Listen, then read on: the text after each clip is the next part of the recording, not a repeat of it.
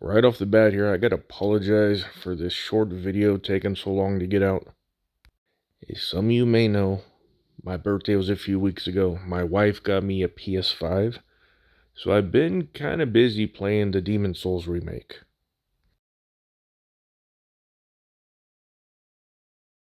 So not much is going on here. In the background, I'm just cutting off all the interior pieces so I can get them all gathered up and start cleaning them up.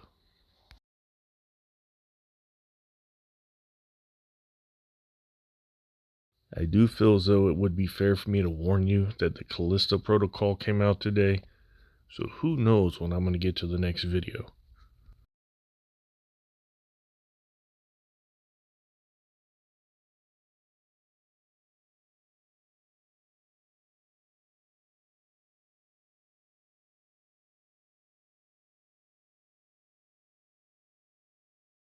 This is it really, guys. That's all there is.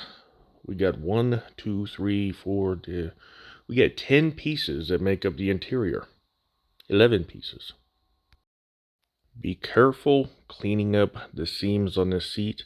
These are supposed to be here. This is a beading that goes around the trim. However, it should not be this big. So clean it up, but do not remove it. Just make them all one uniform level.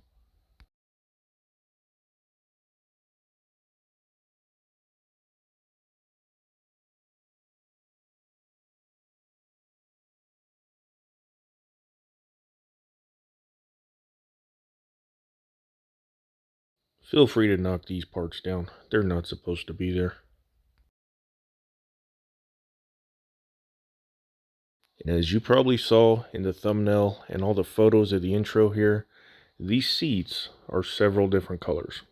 I sprayed everything out on a spoon first just to make sure they're all going to play well together and not fade each other out, since I'm just going to be layering them. Now this here was my only concern, as it was the only oddball out as far as brands and type. And none of these colors are probably correct. It's what I had on hand, so it's what I'm using. And this was my concern here. Once I got all the paint laid out, I sprayed it with a semi-gloss clear to give it that vinyl sheen. And sure enough, it made that Vallejo paint crack.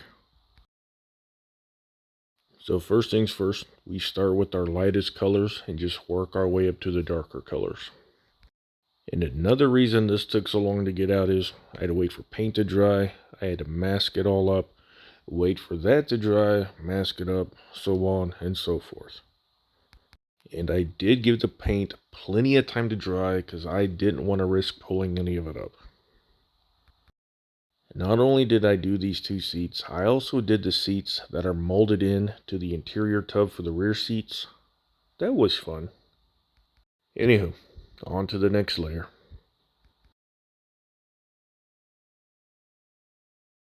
Guess what I do next? That's right, more masking.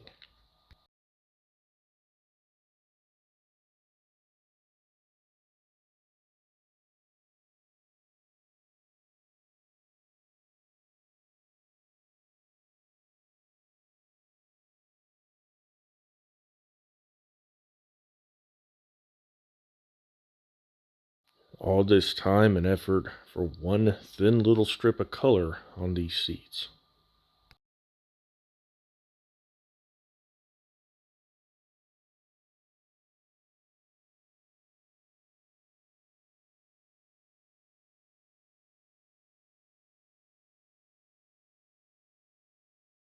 Now for the last and final layer, rattle cans tend to be kind of heavy. You cannot control the flow, so I decanted some of it out into this little cup so I could airbrush it.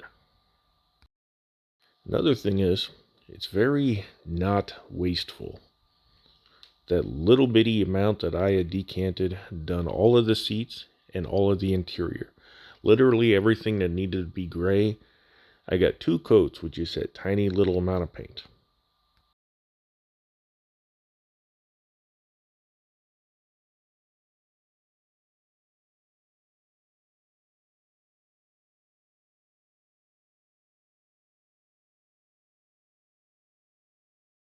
Full disclosure here, when I got to this point, I was fully prepared to rip this tape off and see all this bled through. None of it looked white.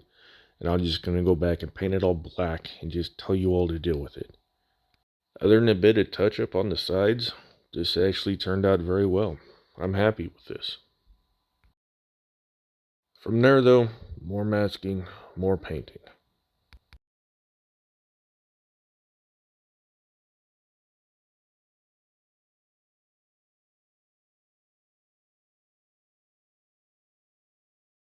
And luckily the interiors on these are very bland. They were either dark gray and black, this maroonish red and black, or just all black. Being that this was originally supposed to be a rally car, then something happened with Group B or C or D or I don't know, I'm not a rally guy. All I know is something happened and they couldn't race the car, so they converted them all to street cars. So they just ended up keeping a whole lot of that basic stripped down interior.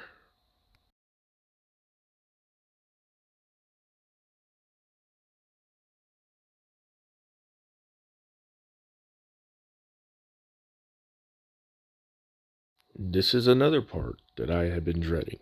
You know how I feel about Tamiya decals. Luckily this part number stamp here, that's also a decal. So I'm going to do a quick little test here.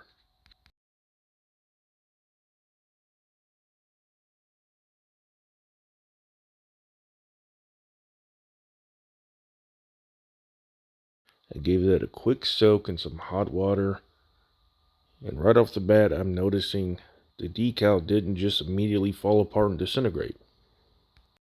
It's also being extremely resilient, as I'm kind of being rough with it here. Interesting.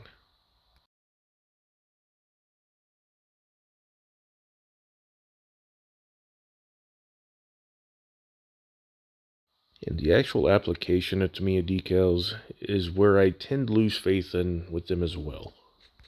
Once you get it off the backing paper and applied to a surface, they tend to stick. And trying to reposition them results in them getting torn and mangled, but this is actually going pretty well. I'm not used to this. And since we are in the experimental phase, I figured I would give some of this stuff a try. And according to the instructions, yes, I know, I read them. You first put down a layer of this stuff, put the decal over it, then put another layer over the decal.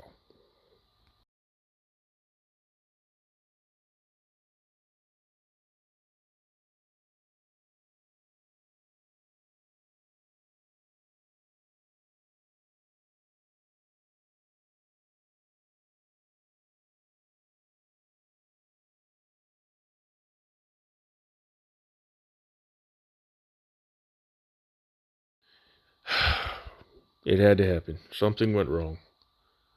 Luckily, it was just me installing the decal upside down. Nothing major.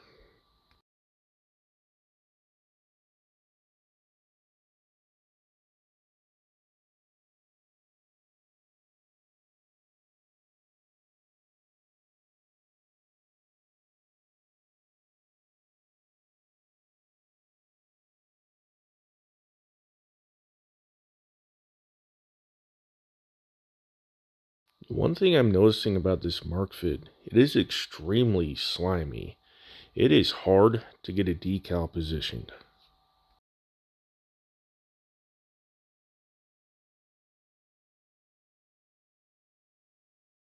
I mean, even trying to squeegee out some of the water, it would not stay in place. I wasn't really in the mood to fight this, so I spun around here real quick. I put some heat on it with my hair dryer, hoping to evaporate some of that stuff.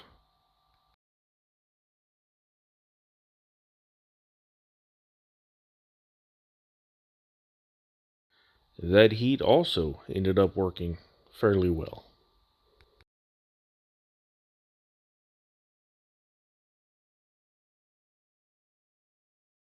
Now you guys do see some overhang there. That is just kind of the clear edge on all the decals.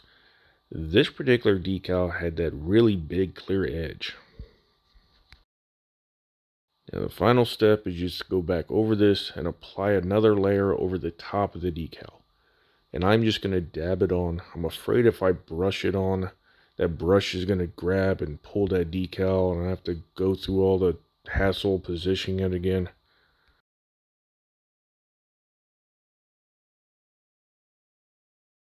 So now we just wait for it to dry. And using the power of voodoo, I'm going to jump ahead in time here.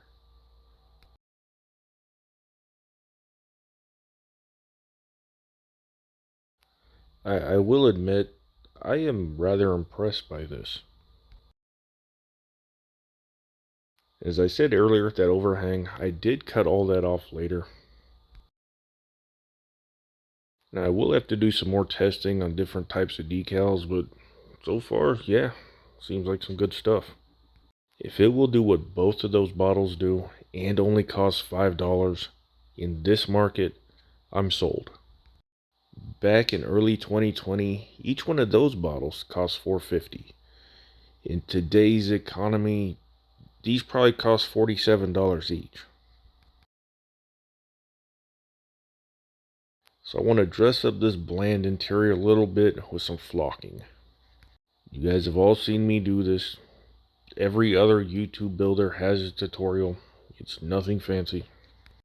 Just lay down a layer of adhesive. I'm using paint, then just sprinkle some of this carpet fiber on it.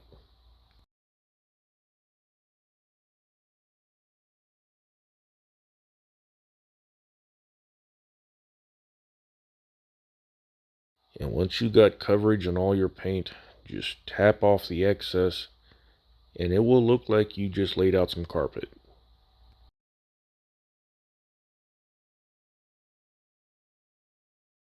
And off camera, I did the map pocket on the other door piece insert door handle thing, as well as the full interior.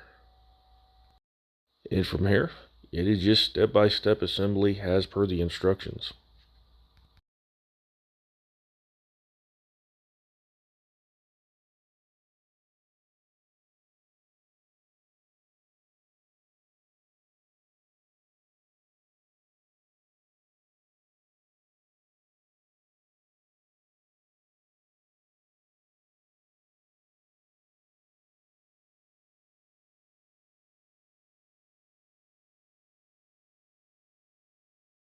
And I thought that I would have more trouble with these seats, so I was using some of the slow setting glue, which would give me time to position it before it sticks and hardens.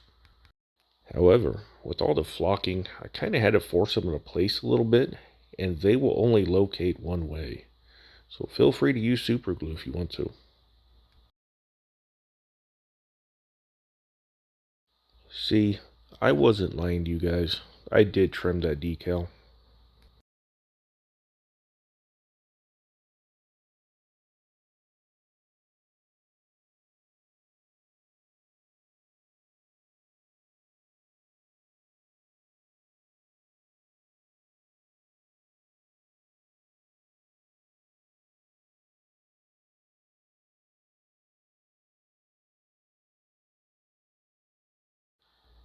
And I might have gone a little overboard with the flocking. That is it though, guys. Nice short video. And as always, if you guys made it this far, thank you so much for watching. The next video, we're going to get this thing finished, so stay tuned.